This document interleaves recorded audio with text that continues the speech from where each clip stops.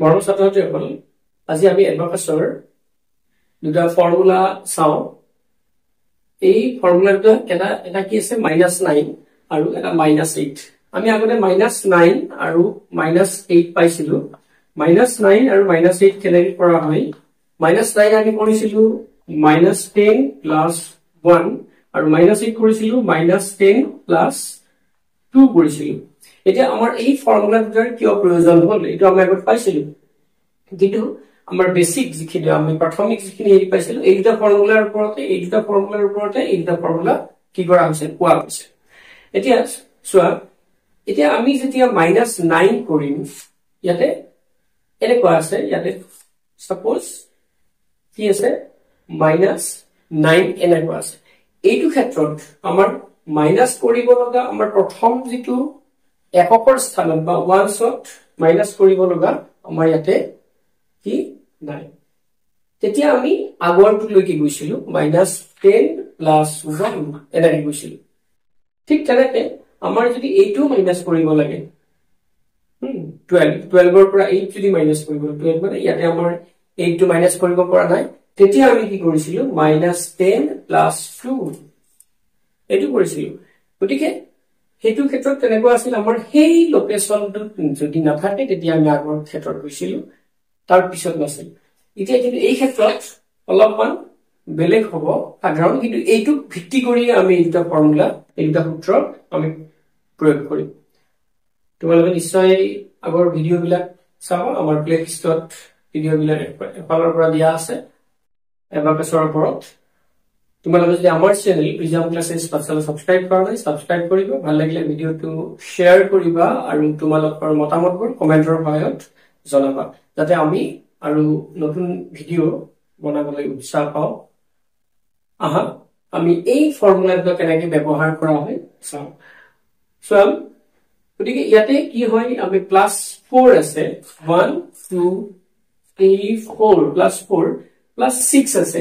গতিকে ইয়াতে এতিয়া +6 যদি কৰিব লাগে আমাৰ +6 এইটো কৰিব পৰা হোৱা নাই +6, গতিকে কি আছে 5 হে আছে। গতিকে আমি কি কৰিম +10 - 4 এইটো আমি ফৰ্মুলা পাইছো। তাৰ পিছত -9, গতিকে এইটো -9 কৰিব লাগিলে আমি কি কৰিম -10 + 1 -9 কৰিব লাগে -10 + 1 এইটো ফৰ্মুলা। তাৰ পিছত +3 আমি আগৰ ফৰ্মুলাই ব্যৱহাৰ কৰিছো, এইটো নতুন ফৰ্মুলা ব্যৱহাৰ হোৱা নাই। +3 1 2 3, গতিকে এইটো কিমান হৈছে 4 হৈছে। এইটো 4 আমি এইটোত আগৰ ফৰ্মুলা ব্যৱহাৰ কৰিছো, এইটো কৰা হোৱা নাই। আমি এতিয়া নেক্সটটো চাওঁ, পিছৰটো +9, গতিকে +9 হলে 5 6 7 8 9 +5 হলে +10 - 5 -9, গতিকে -9 হলে কি কৰিম আমি ইয়াতে কৰিব পৰা অৱস্থাত নাই -9 টো। সো -10 প্লাস কি +1 হ'ব লাগে। গতিকে আমাৰ এইটো ফৰ্মুলাৰ ওপৰতে -10 + 1, কিন্তু +1 টো ইয়াতে আমাৰ কৰিব পৰা এটা 1 কৰিব পৰা এটা 1 নাই, কিন্তু ইয়াতে কি আছে 5 আছে। গতিকে আমি যদি 1 টো কৰিব লাগে +5 - 4, তাৰমানে -10 টো -9 টো কি কৰিলো আমি -10 + 5 -4 কৰিলো। তাৰ পিছত +6, গতিকে +6 টো ইয়াতে কৰিব পৰা অৱস্থাত নাই, +10 - 4 হ'ব লাগে। ইয়াতে দুটা আহিল 6 ৰ কাৰণে +10 - 4, কিন্তু -4 নাই, আমি -5 কৰিলে কি কৰিলো এক বেছি মাইনাস কৰিলো, গতিকে -5 + 1, গতিকে কি হল এইটো 1 1 হল 11। ইয়াতে লাহে লাহে আমি কি পাম, এনেকে বিভিন্ন কম্বিনেশ্যন পাম, বিভিন্ন সূত্ৰবিলাক আগৰ সূত্ৰবিলাক আমাৰ ইয়াতে ব্যৱহাৰ হৈ আছে। তোমালোকে সেইকাৰণে আগৰ সূত্ৰবিলাক ভালকে বা উদাহৰণবিলাক ভালকে প্ৰেক্টিচ কৰিবা।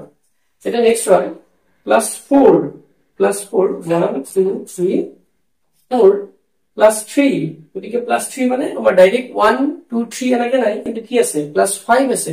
গতিকে +3 কাৰণে +5 - 2 আগৰ ফৰ্মুলাত পাইছিলো। তাৰ পিছত +7, গতিকে +7 ইয়াতে নাই, 10 minus 3 হ'ব লাগে গতিকে minus 5 plus 2 আগৰ ফৰ্মুলা তাৰ পিছত minus 9 গতিকে minus 9 হলে minus 10 plus 1 হ'ব লাগে plus 1 নহয় plus 5 minus 4 মানে কিমান হ'ল এটো 5 হ'ল 5 নিশ্চয় এখানে বুঝি পাইছা নেক্সট plus 1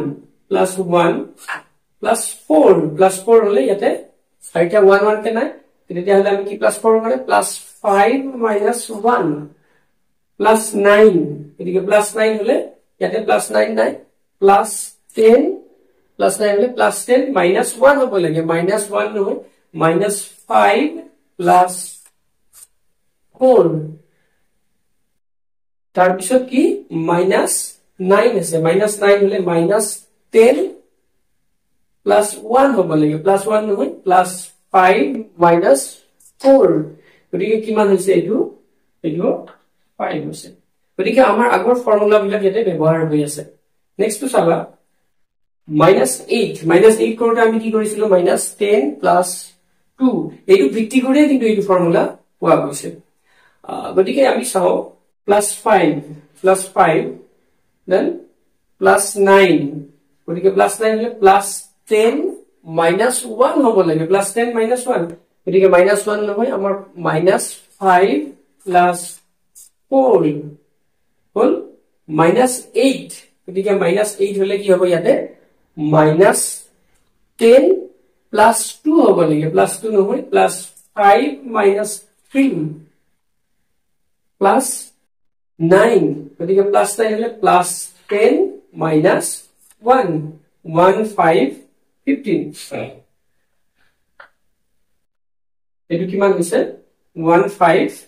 15 হৈছে হল বুজি পাইছা নেক্সট +6 হলে +6 +7 হলে +10 minus 3 হ'ব লাগে -3 নাই -5 plus 2 -8 হলে -10 plus 2 হ'ব লাগে -10 plus 2 নহয় +5 minus 3 plus 9 plus 5 হ'ব লাগে +5 হলে +10 minus 5 গতিকে কিমান হ'ল 10 এটো 10 হৈছে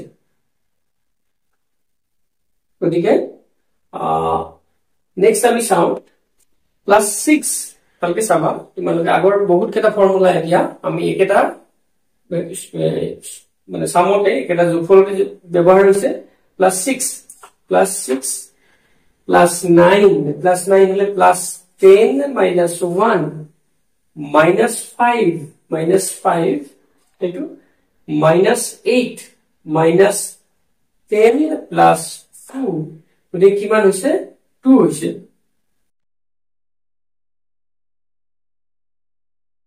বুজি পাইছা নেক্সট +4 1 2 3 4 +2 হলে ইয়াতে কি ডাইরেক্ট +2 নাই কিন্তু +5 minus কি 3 +7 হলে +10 minus 3 হ'ব লাগে -3 নাই -5 plus 2